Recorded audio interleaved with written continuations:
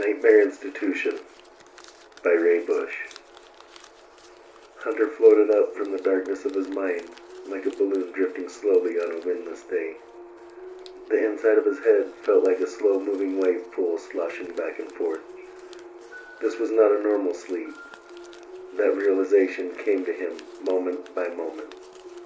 Hunter thought this must be how it feels to wake up from a long night of drinking, even though in his 17 years he had never drank. Hunter tried to open his eyes. They briefly stuck as if he had pink eye, then opened. The room was dark, but not completely. There was a strange orange glow, like the evening sun shining through mostly closed blinds. He was laying in a bed halfway between sitting up and lying flat. Hunter's body was very heavy and equally stiff, the kind of stiff feeling that usually accompanies a long stay in an uncomfortable bed. Hunter sat up into a full sitting position. His spine cracked with the sound of someone squeezing and twisting bubble wrap. He blinked quickly until his vision began to clear. As he scanned the room to get a grasp of his surroundings, he quickly began to wish his eyes had not opened. Under the tall window to his left was an uncomfortable-looking couch. The arms were made of wood and somehow got torn open across the length of the plaid-patterned backrest. Covering the tall window and draped behind the couch was a dark curtain decorated by a complicated tan design. Directly in front of him was a heavy wooden door with a chrome industrial door handle. Stiffly, he turned to look at the wall behind him. His heart sank like a submarine. Covering the walls hung equipment and long dead gauges, both covered in dust. He was in a hospital that had been long abandoned. Holes covered the walls and wires hung from the missing panels in the ceiling. All the lights were black like the eyes of the dead watching him. He was scared and confused by this strange situation he found himself in. Now that his eyes finished their initial investigation, he let his ears take over. The silence was deafening, but only for a moment. It was shattered like a thin pane of glass by an almost imperceptible sound of a piano playing. Hunter could not tell if it were real or just his ears trying to hear something. He chalked it up to his imagination. He chalked this whole situation up to a figment of his imagination. This had to be a nightmare. He tried to force himself awake. His efforts were futile. Hunter heard a door close somewhere in a distant hallway. The echo echoed through dozens of unseen corridors to his ears. Good, he thought in order to comfort himself in this crazy nightmare. At least I'm not the only one here. He was trying to contradict in his mind what his eyes were seeing. He felt a brief moment of relief. Then he heard the cry of a very young child.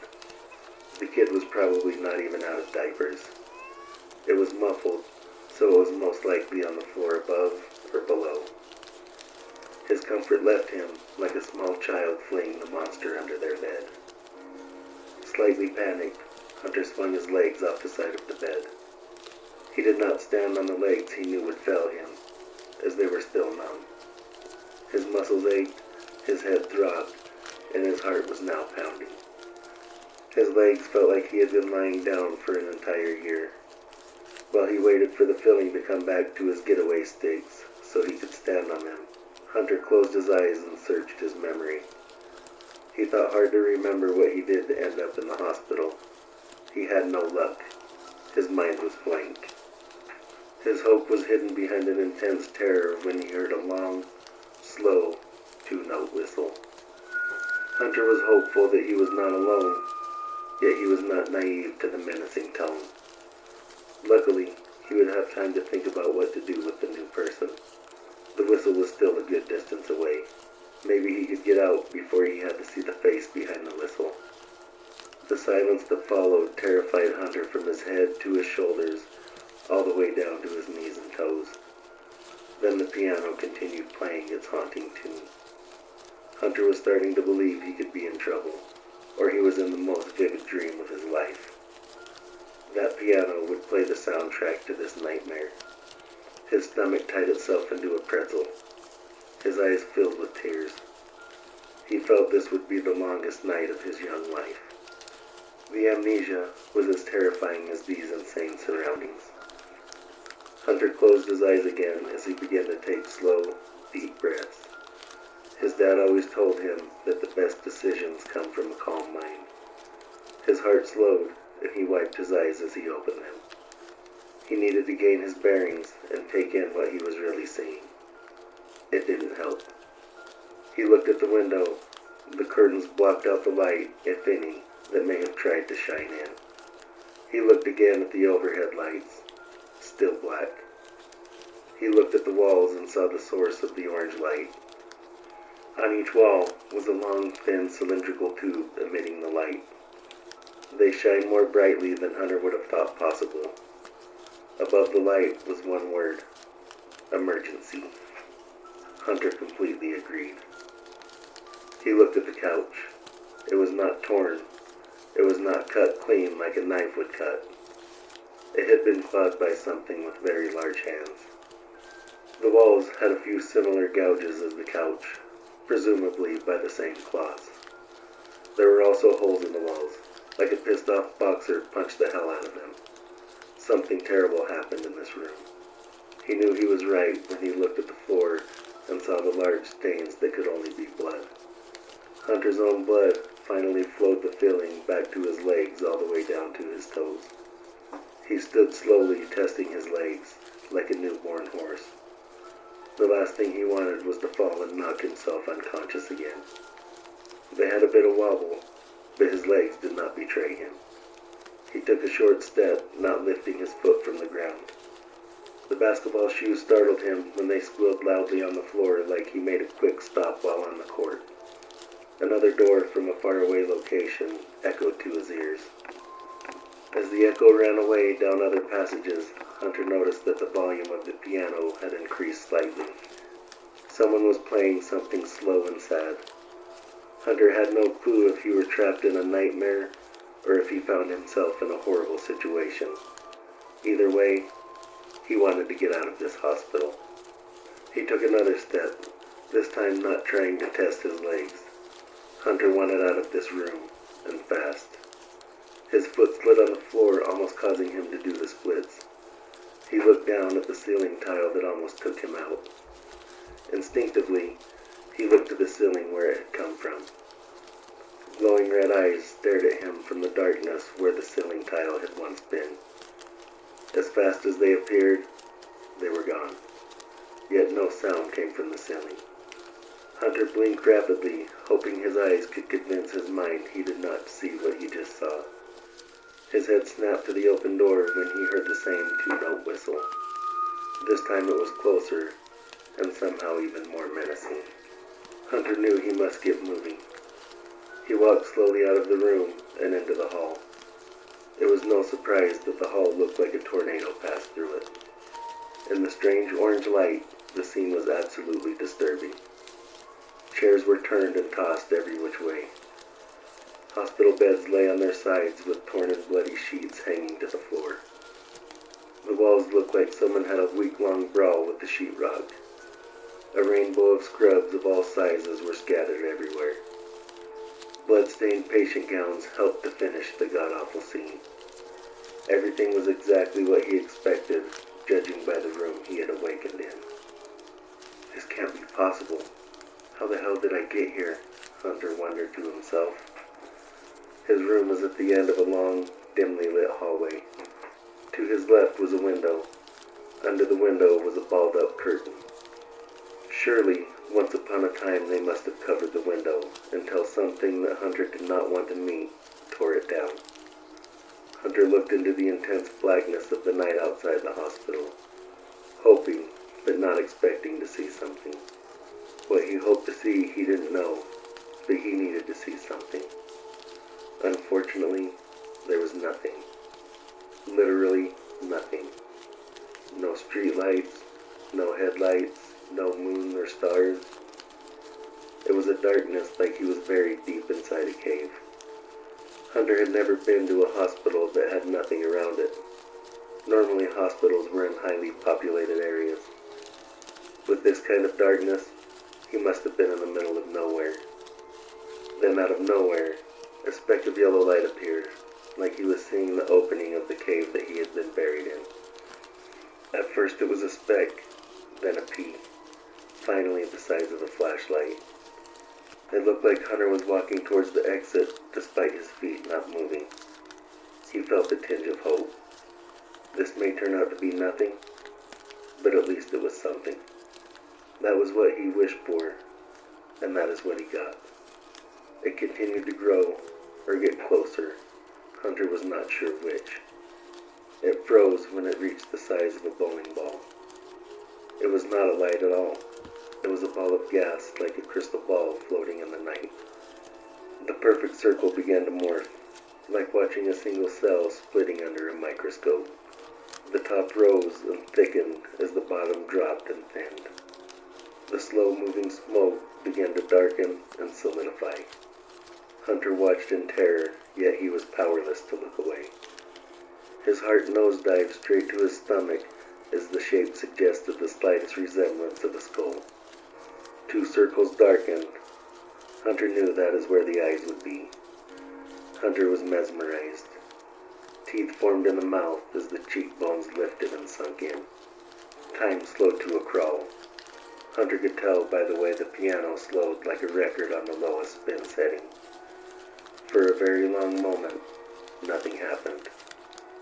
Hunter locked eyes with the skull, and time shifted back as the skull somehow smiled with no lips at the young man. The skull charged the glass, making Hunter stumble back, arms flinging, trying to catch his balance. He landed in a chair that around the fear he thought had not been there before. The glass formed to the shape of the skull and stretched it closer. It also glowed red around the illuminated skull. Hunter pushed himself back with his feet. The chair rolled, and the glass still stretched until he found himself face to face with this demon once again. It looked like plastic wrap stretched around a Halloween decoration. Hunter could not tell if the soft voice was a whisper or a voice inside his head. "We have you." He blinked his eyes. The skull was gone, and the window was flat. His heart was pounding as he tried to calm his breathing.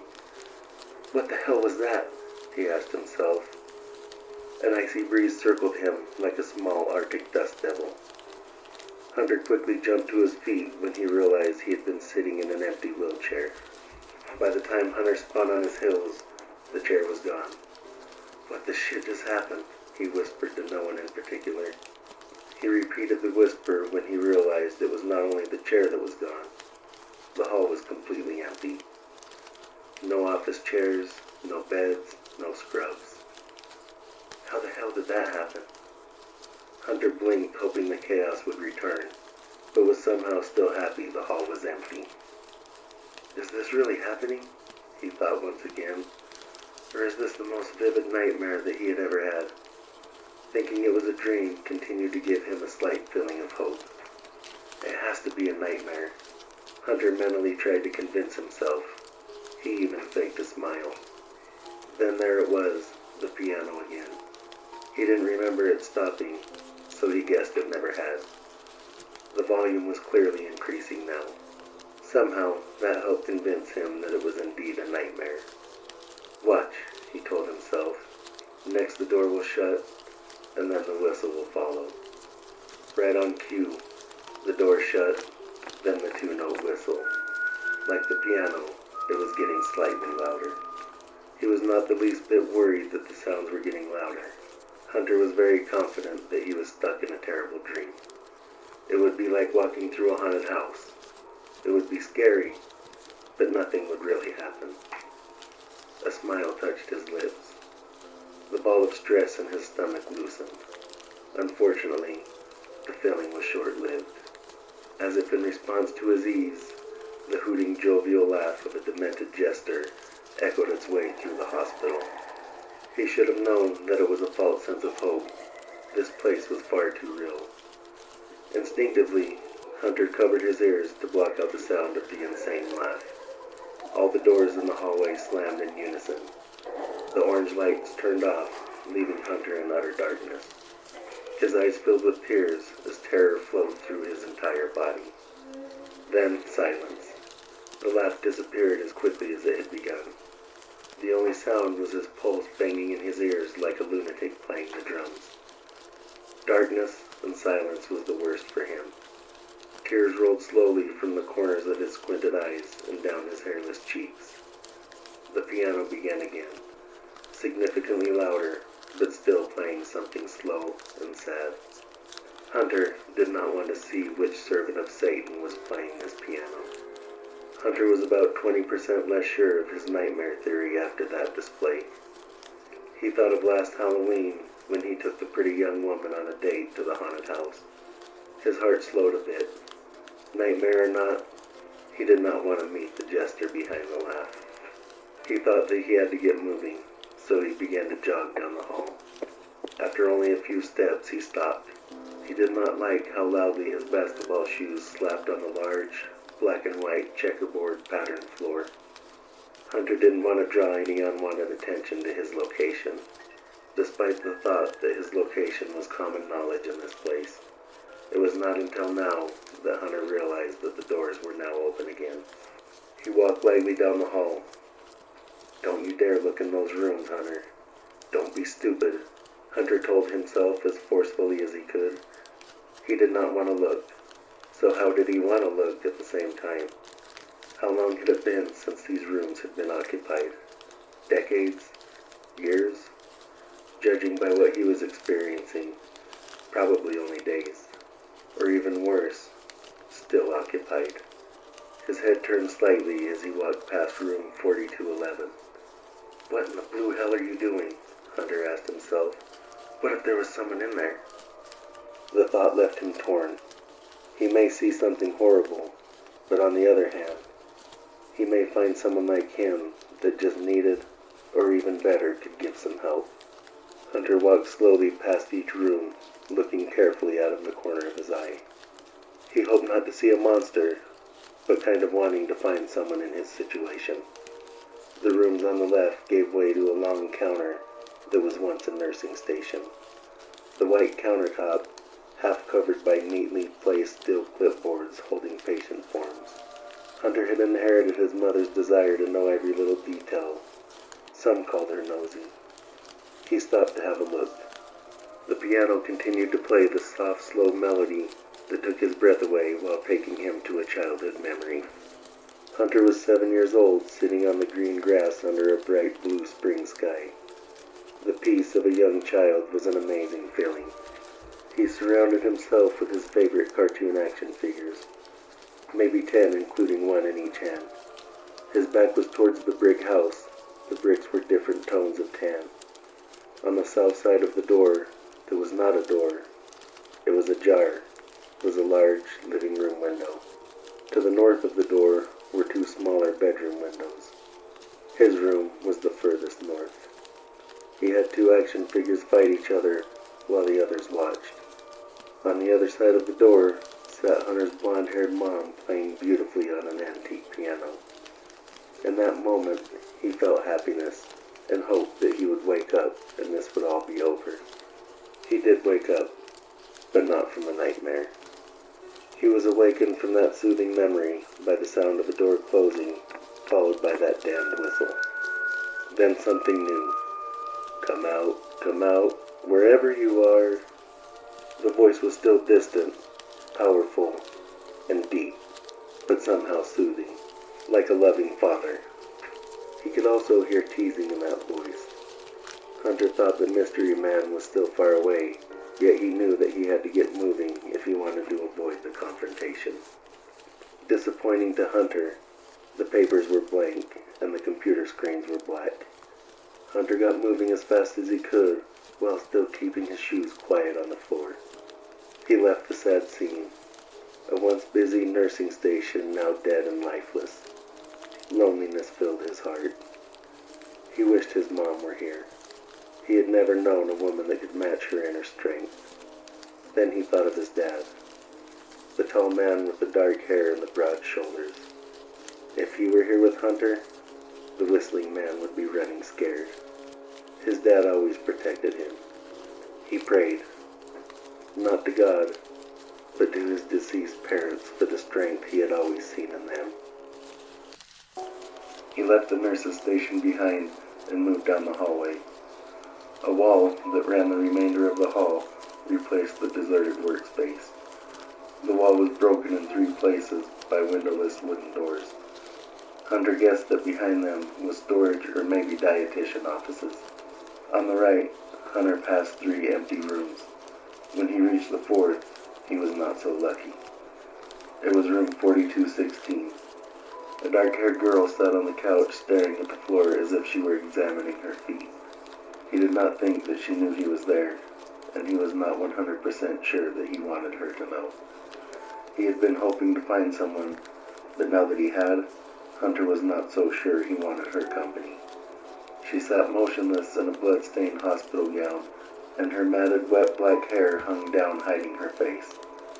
He could not stop looking at the girl. She did not move. Hunter was not even sure if she was breathing. "Hey," Hunter said gently. "Are you okay?" She did not move. "Let me help you." Hunter began to take a step. The piano played, but that was like news from a distant land. The baby began to cry again. Hunter hated this place. He was completely focused on her. He jumped when the goddamn door slammed in sync with all the lights going out. Then there it was, that same maddening whistle. The lights came back on as the last note finished. "Nobody leaves this place," she whispered. Strangely, Hunter did not think he heard the menacing voice with his ears. She was inside his head. "He is on his way. It is too late. There is nowhere to run." "Who is on his way?" Hunter asked, even though he really didn't care who was coming. "It doesn't matter," Hunter continued. "Let's get the fuck out of here." If she did not come this time, Hunter would be forced to leave her behind. He wanted to help, but he would not be here any longer than he had to be. The girl looked back at him through the eyes of a girl that lost her soul long ago. They were sad and painful to look at. Hunter was terrified and deeply saddened. The dark circles under her eyes gave her the look of a girl wearing heavy makeup who had been crying for hours. He was able to see all this despite her black hair hanging down in her face like hippie beads in a doorway. Hunter was now paralyzed with terror and wondered what would happen next. The lights went out again, this time for longer. When they came back on, the girl was now just outside the doorway, holding a large serrated knife in her left hand. She smiled an unpleasant smile that showed her rotting teeth. Her skin was also rotting away in pus-filled patches.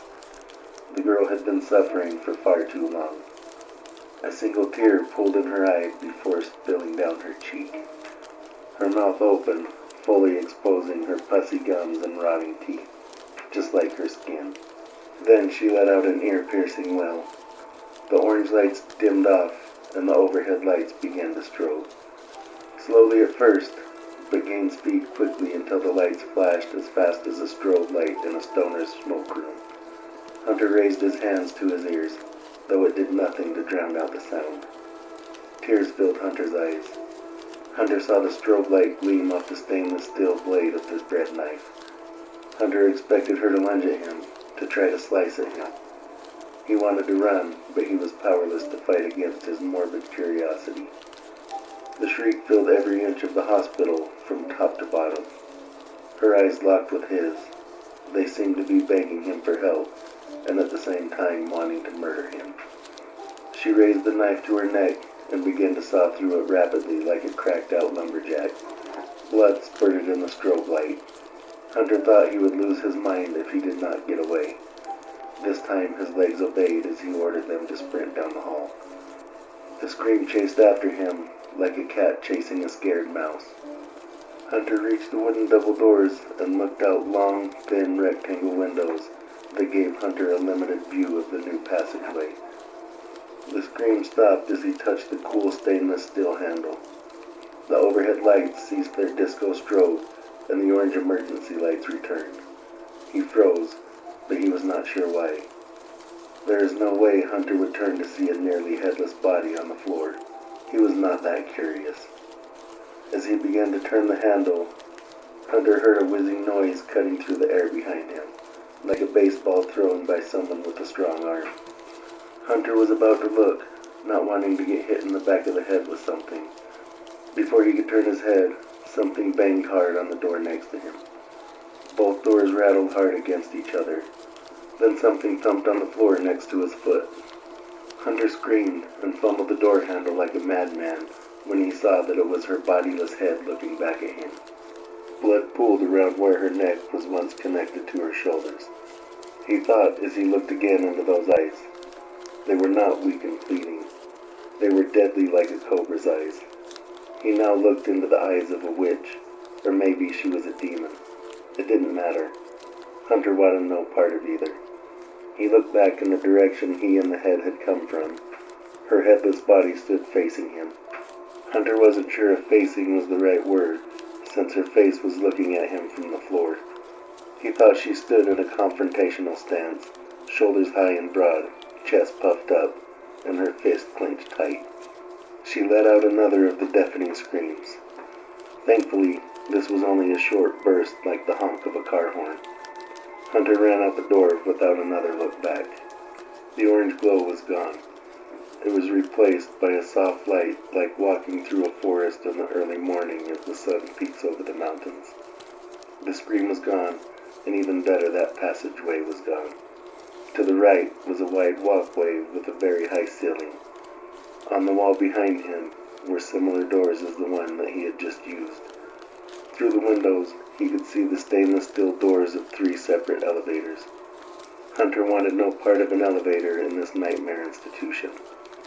Leading away from the doors into the large corridor was a wall broken only by 3 5-story windows to the outside covered in white blinds. Hunter was glad for the blinds. He did not want to see outside again. He just wanted to get to the ground floor and find the nearest exit. The wall ran 20 feet further than the walkway, which ended in a chest-level mini-wall. Hunter guessed that on the other side of the mini-wall was a drop-off to the first floor. He imagined each floor below him was the exact same layout. To the right of the large window was the same chest-high mini-wall. It was about 4 feet of decorative stone, then about a foot of smoked glass, topped by a large white cylinder that could have served as a giant's handrail. The right wall ran a bit down the hallway, then both veered off to the right, likely into the heart of this awful place. Set back from the mini-wall was the outer wall of the hospital. Hunter thought the space between the two would be a long drop that would lead directly to the morgue. Do not pass go, do not collect $200. To the left was a short dark hallway. Somehow none of the soft light penetrated the threshold. There was a single door at the end of the short hallway. Above hung an exit sign glowing bright green. Next to the glowing green exit was a small green arrow that pointed down. This is what Hunter had been hoping for. A way out. The door shut with a loud bang, and then came the menacing 2-tone whistle. It was much closer this time. Damn it, Hunter thought. He was too close now, probably around that corner somewhere on the walkway. The chaos that happened in the last hallway surely alerted the mystery man to his exact location. It did alert him to my location, and don't call me Shirley, Hunter laughed to himself. His choice was easy. He quickly went to the left into the small hall and out the door. He ran down the 10 or 12 steps, then turned back and ran down the next 12 stairs. He was hoping to take the stairs to the ground floor, but the way to the second floor was blocked by swirling darkness. It looked like a black, slow-moving tornado. Instead of debris, there were faces swirling in the blackness. Pain faces. Faces in agony. It was the faces of the souls lost in these walls. He looked closer. Hunter saw the glowing blue eyes staring back at him with a mix of hope and pity. Not a single pair of eyes, not even 10 pairs. It must have been dozens of pairs, maybe even 100 sets of eyes. As Hunter stared, almost becoming hypnotized by the slow swirl, the pit seemed depthless. He thought this was similar to what the river Styx must have looked like. Hunter thought this was a gateway to hell, or at least one of the portals. His need to leave was now more intense than ever. He did not want to end up a soul swirling in the endless, dark, slow-moving vortex. Well, I guess we'll see what's on the third floor, Hunter said to himself. Fuck me. Hunter walked through the door to the third floor, wishing there was another way, yet knowing there was not. All the young man wanted was to be on the ground floor. There was no way you would challenge the doorway to hell, so here he was. The floor was much darker than the previous. Fluorescent lights hid in the casings in regular intervals, but only every third or fourth light was illuminated. The configuration of the floor was an exact copy of the floor above, as was the case in most hospitals. The piano continued to play the endless sad tune. He assumed that it must be on the first floor. Hunter wanted to smash that damn piano with a damn sledgehammer. He hated the music, but at the same time, the sound of a piano always reminded him of his mother. Hunter found himself wishing for his parents again. Again, nobody came. Hunter stepped away from the door, scanning the floor as best he could. He was tired of the surprises this place kept springing on him. He could not see much in the terrible light. To his immediate left was a hallway leading into abyss-like darkness. Ahead was the large walkway leading to the right. Hunter thought that might be the best way to go.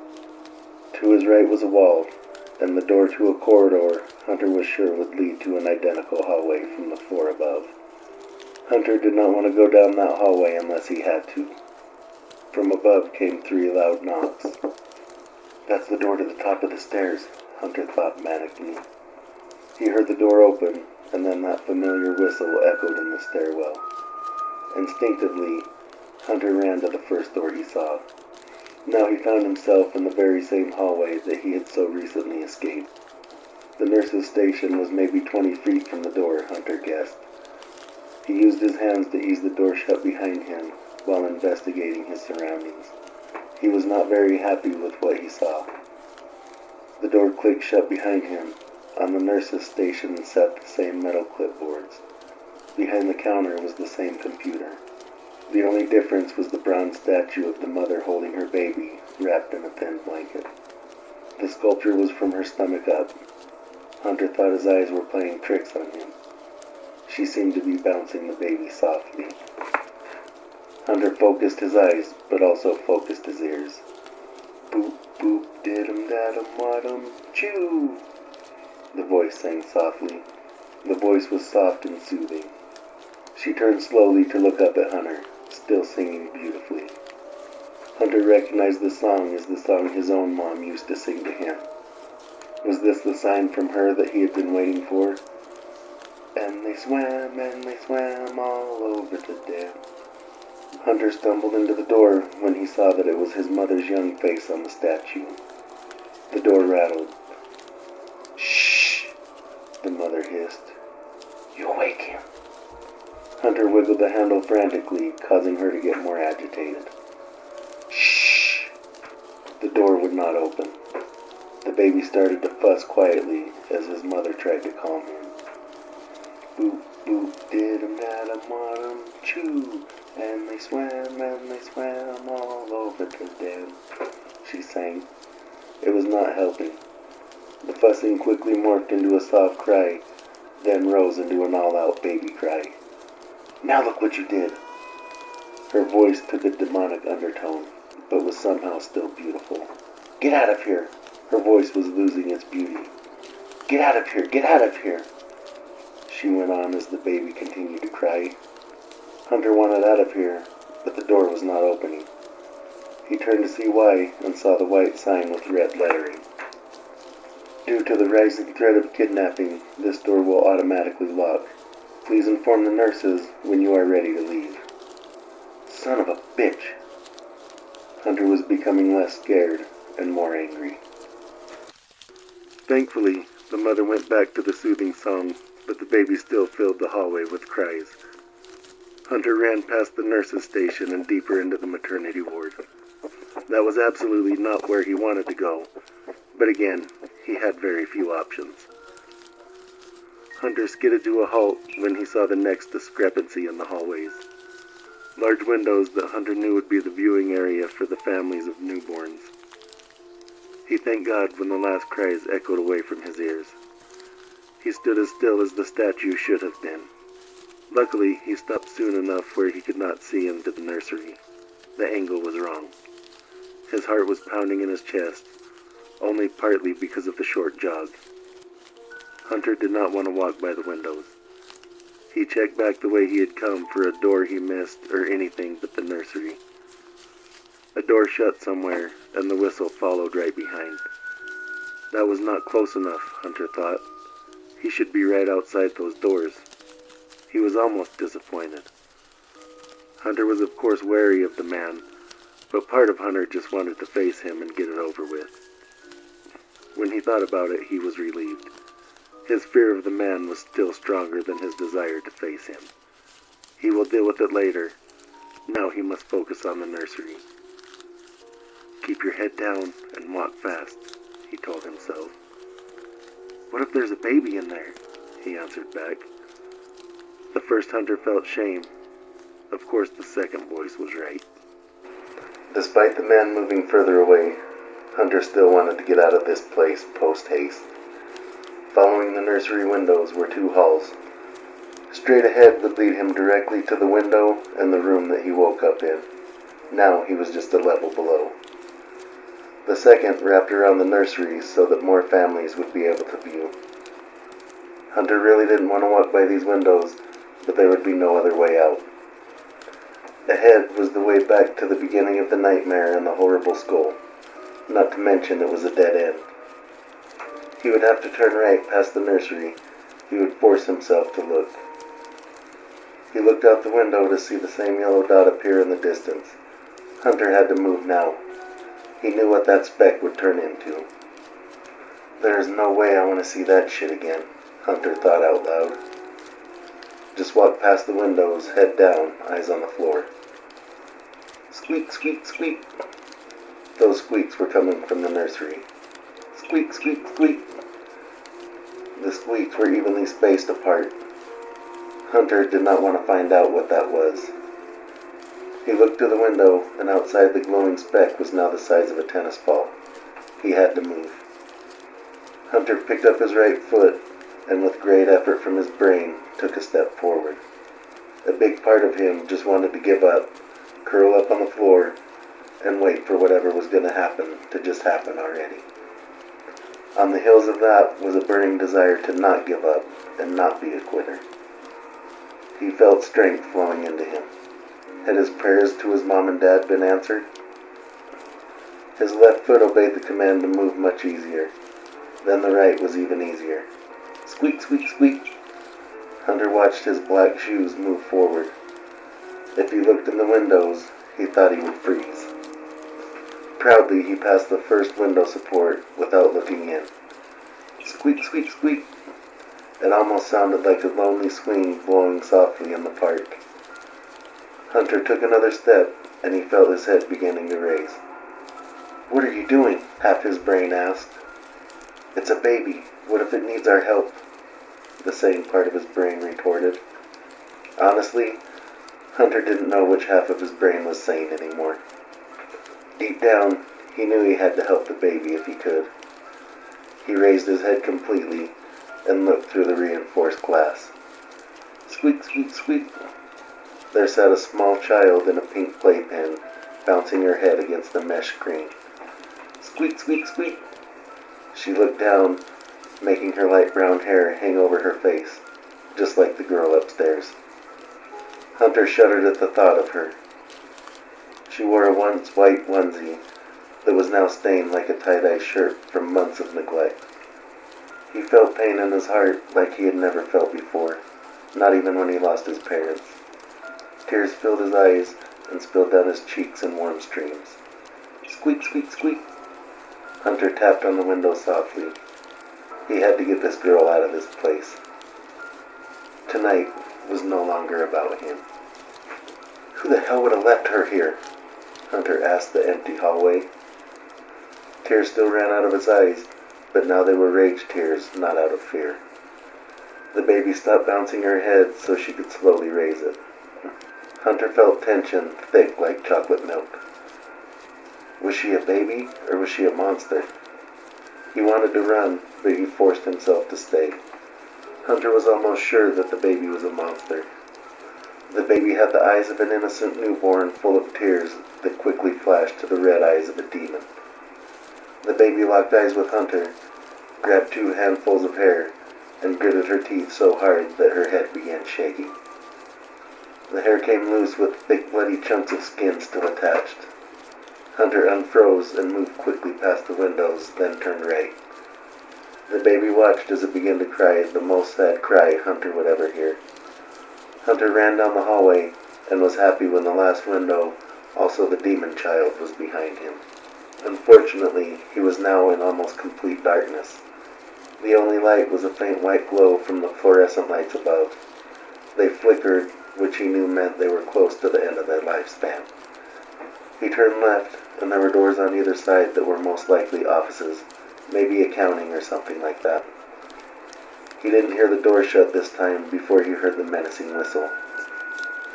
He followed the hall left again. On the right were more office doors. One was Linda White, another was Lois Whitty. Hunter wondered where those women were today. On the left, one of the doors was open. Hunter went in quickly. This could be a good place to hide. Maybe the man will become uninterested and leave. Hunter heard someone sobbing faintly like a song on a summer breeze. This felt different than the previous encounters. This sob sounded like Hunter felt. "Hello?" Hunter whispered. "Who's there?" He waited for a response, and when he didn't get one, he said, "Come out. I can help you get out of here." Hunter strained his eyes in the dim room, hoping he would be able to see them. He prayed this was not another trick of the hospital. "Where are you? I heard you crying. Let me help you." Hunter thought he'd never learn. He had already been burned twice in this hospital, but is now putting himself in the very same situation. He was asking for it again. "Get away from me!" Hunter was shocked. He was expecting a female voice for some reason. There was still a little strength left in the voice that gave Hunter a bit of hope. "You're going to lead him right to me.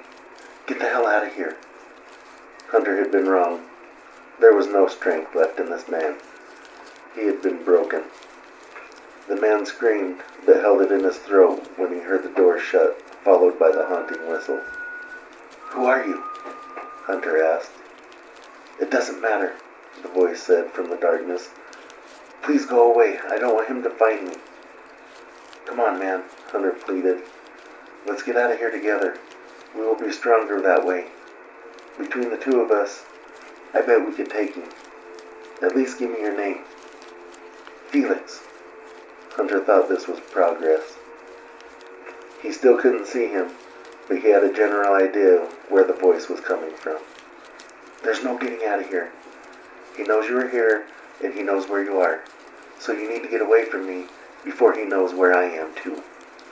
You're gonna get me killed. Felix." Hunter was using his most encouraging voice. "Together we can do it, man. We can take him, I know it." From somewhere in the hallway, probably by the nursery, a voice said, "Come out, Hunter." "Are you talking to someone?" "Get out of here." Felix was still speaking softly, but Hunter could tell that he was furious. "Get the hell out of here. Don't say another word. Please just go." Hunter hesitated. He wanted to help Felix, but it seemed Felix wanted nothing to do with him. Hunter decided to leave without another word. Felix remained hidden, and Hunter hoped that he would not get caught by the man. Back towards the nursery was not an option, so Hunter turned left and hoped this hallway was not a dead end. The whistle came from very close behind him. Hunter decided to jog on the thin carpet floor. There was very little noise from his feet. He quickly reached the stairwell with an exit sign hanging above it. "Hunter!" the voice called. Hunter hated his playfulness. It made him more disturbing. "Come out and play, son!" Hunter didn't think it mattered which direction he turned out of the office. He was convinced the voice would have come from behind him either way. Hunter got to the stairwell, and the gosh damn door was locked. He jiggled the handle with no consideration for the noise he was making. The man knew exactly where he was. The time for stealth passed, and the time for moving his ass was upon him. There was a door on the right and the left. On the right was Dr. Eleanor Peebley's office. That was no good. Hunter would be trapped like Felix. The unseen man tapped on something.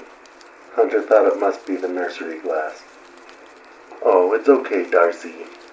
The man's voice was smooth as silk. Hunter thought that anyone who didn't change their voice when they talked to a baby, human or animal, was a lunatic. "Did that bad man scare you?" "Don't you worry, baby girl. I'll take care of him for you."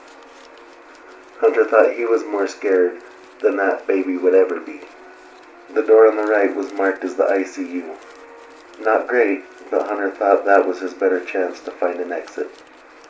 Hunter reached for the door with a heart full of hope that it would open. It did. He slid in, but shut the door softly behind him. The orange glow from the emergency lights that began this nightmare shined dimly in the intensive care unit. Hunter found them much worse than the dimness of the hall.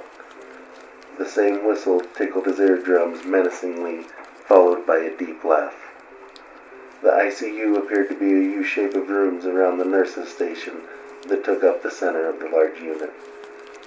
Behind the station was a wall that undoubtedly were rooms that held supplies and food. Hunter looked down to see a knee-high swirling mist engulfing him to his knees. This can't be good, Hunter thought to himself, but he had to continue on. Behind him lay torment. Most of the curtains to the rooms were thankfully closed, except for room 328. Hunter heard things scurrying under the fog, which is what was making it swirl. For the 10 millionth time tonight, Hunter wished he wasn't in this frickin' hospital. A hand grabbed his leg and nearly pulled him down. Hunter had no desire to see what was under the fog.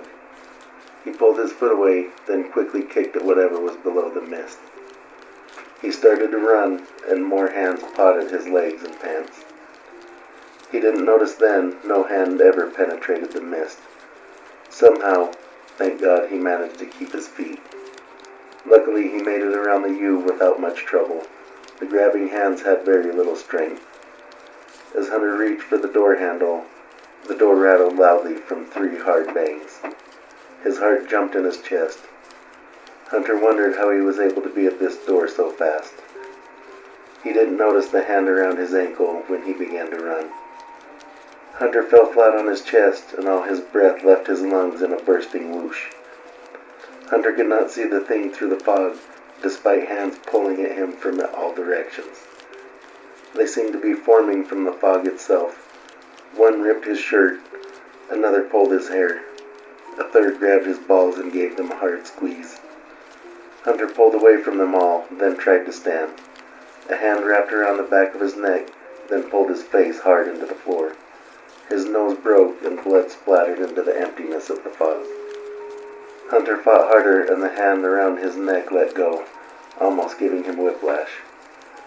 He stood up only to see the mist was up to his thighs now. Soon it would engulf him. Hunter started breathing in short bursts, and panic took over his mind. The fog continued to rise at a steady pace. He had no idea what he was going to do. He wished he would have just faced the whistling man.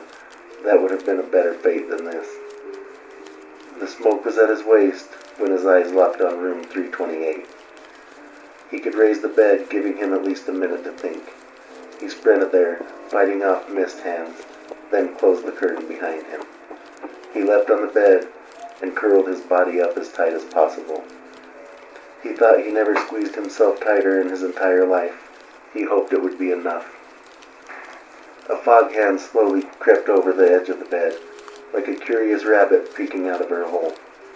Hunter squeezed himself tighter, hopefully becoming smaller again. The smoke was at the bottom of the mattress now. He never got a chance to try to raise it.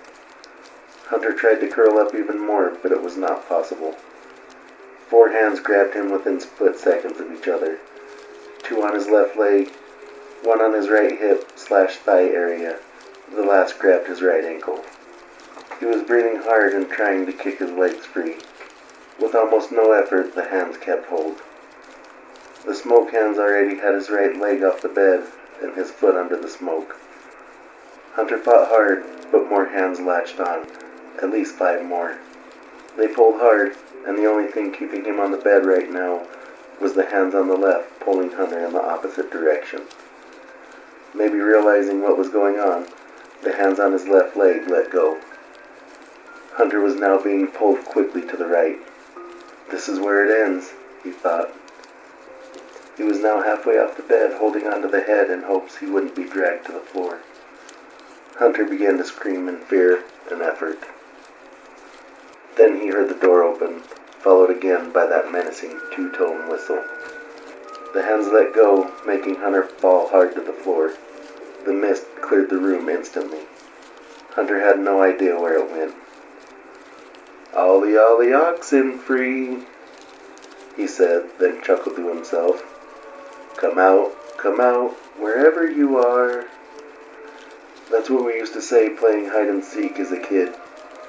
Hunter thought this man was crazy, but he was starting to believe it was not a man at all. Most likely some kind of demon or magician. "It's time to end this, son. Tonight has been fun, but I've got to get my beauty sleep in. Room 328, right?" Hunter was on his butt, so he used his feet to scoot him behind the complex frame of the hospital bed. The boots clumped closer and closer until the man stood right outside the curtain. A hand grabbed the curtain, and then that damn whistle. Hunter used his feet to push himself to the wall, almost to the point of standing. The curtain opened, and a bright light filled Hunter's vision. His brain was more than confused as he struggled against the arms trying to hold him down. "Calm down, sugar," a woman's voice spoke sweetly, confusing Hunter even more. "Hunter, please calm down. You don't want to hurt your legs any more than they already are." What did that mean? Now that she mentioned it, Hunter had no feeling below his waist. "What's going on?" Hunter asked, trying to blink out the brightness. "Where am I? Who are you?" "Just relax, darling." Hunter's vision was beginning to clear. "Take some deep breaths, and I will explain everything." Hunter willed his mind to slow, and now that he could see, he looked around a bit. He was in the hospital, but not the same hospital. Well, it might be the same hospital, but this one was well populated. He could hear the beeps of machines and the bustling of nurses. Hunter laid his head back and tried to relax. He didn't like that he was in a hospital, but at least now it was populated. He began sobbing softly in relief. That was one crazy nightmare. "What am I doing here?" Hunter asked and tried to wiggle his toes. As far as he could tell, nothing happened. "What's wrong with my legs?" For the first time, he looked at the nurse. She was a very pretty, heavy-set black woman. "This is going to be hard to hear." Her face looked grim. "You were hit by a car crossing the street." Hunter cried a little harder. "But we are going to get you all fixed up. We have the best surgeons in the world working here. You'll be just fine, sugar." She pulled out the sterile needle, then found a bottle of something in her pocket. It took her almost no time to find a vein. She injected him with something. "Count back from 100, and this will all be over." At 99, Hunter was worried. At 98, he felt the drugs kick in, and his mind relaxed a little. 97, his eyes began getting heavy. 96, he smiled broadly. 95, his eyes closed. 94, Hunter's heart stopped when he heard that slow, 2-tone whistle. The curtain was pulled open, and Hunter tried to scream and open his eyes. His body was unresponsive, and unconsciousness took him. Thank you for coming on a ride with Lost Souls. Please continue to watch and listen for more original stories and more drives. And remember, all lost souls are welcome here.